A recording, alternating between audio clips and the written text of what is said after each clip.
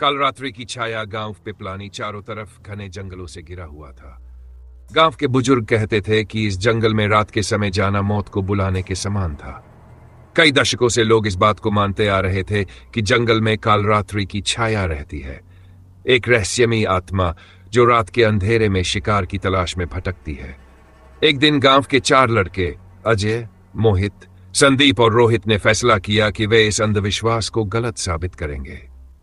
वे ठान चुके थे कि रात के ठीक 12 बजे जंगल में जाकर पूरी रात बिताएंगे। गांव के लोगों ने उन्हें खूब समझाया, लेकिन वे अड़े रहे। रात के गहराते ही चारों दोस्त टॉर्च और कुछ लकड़ियों के साथ जंगल की ओर बढ़े। जैसे जैसे वे जंगल में घुसते गए, चारों ओर सन्नाटा छा गया। हवाएं ठंडी और भारी लगने लगीं। एक अजीब सी घुटन उनके चारों ओर फैलने लगी। रात के करीब 1 बजे जब वे एक पुराने बरगद के पेड़ के नीचे बैठे थे, तभी अचानक हवा का रुख बदल गया। ठंडी हवा एक तेज सरसराहट के साथ उनकी ओर बढ़ी और तभी अजय ने महसूस किया कि कोई उनके पीछे खड़ा है। कौन है वहां? अजय ने हकलाते हुए पूछा। बाकी दोस्तों ने इधर उधर देखा, लेकिन वहां कुछ नहीं था। मोहित हंसते हुए बोला, अजय, तू डर गया क्या?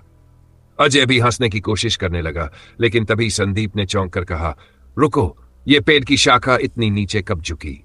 सबने देखा कि वह विशाल बरगद की एक मोटी शाखा धीरे धीरे झुक रही थी, जैसे किसी ने उसे खींच रखा हो, और फिर एक झटके में वह शाखा जमीन से टकरा गई।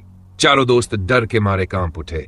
तभी पास के झाड़ियों में खटखड़ाहट हुई, जैसे कोई दौड़कर वहां छिप गया हो। अब डर उनके दिलों में घर कर चुका था।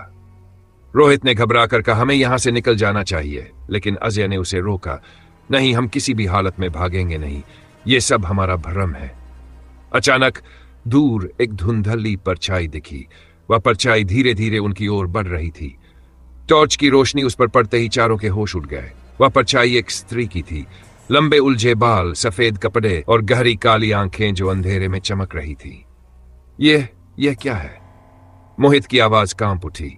वह स्त्री धीरे धीरे पास आ रही थी।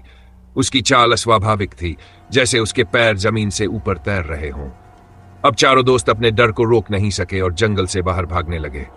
लेकिन भागते हुए संदीप अचानक जमीन पर गिर पड़ा। उसने घबराकर ऊपर देखा। वही स्त्री अब उसके ठीक सामने खड़ी थी। उसकी आंखें जलते कोयले जैसी लाल हो गई और उसके मुंह से एक डरावनी गूंजती हुई आवाज निकली, तुमने मेरी नींद तोड़ी है, अब इसकी सजा भुगतो।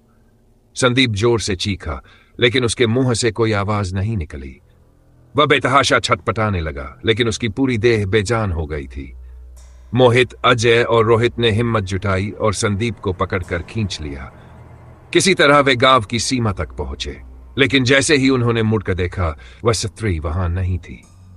अगली सुबह संदीप बिल्कुल अलग इंसान लग रहा था। वह ज्यादा बात नहीं कर रहा था।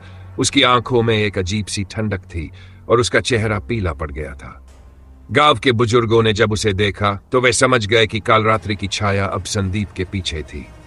तीसरी रात जब संदीप अपने घर में सो रहा था, उसकी मां ने देखा कि वह नींद में उठकर सीधे दरवाजे की ओर बढ़ रहा था। वह दरवाजा खोलकर बाहर चला गया और जैसे ही उसकी मां ने उसका पीछा करने की कोशिश की, दरवाजा अपने आप बंद हो गया। अगली सुबह संदीप गांव के बाहर पेड़ से लटका मिला। उसकी आंखें खुली हुई थी और उसके चेहरे पर अजीब सी मुस्कान थी, मानो वह अभी भी उस छाया को देख रहा हो। उसके बाद गांव के लोग और भी डर गए। अब कोई भी रात में जंगल की तरफ नहीं जाता था। मोहित, अजय और रोहित ने गांव छोड़ दिया, लेकिन वे जानते थे कि काल रात्रि की छाया ने संदीप को हमेशा के लिए अपना बना लिया था। गांव के लोग आज भी कहते हैं कि जो कोई भी रात के समय जंगल में जाता है, उसकी मौत सुनिश्चित होती है।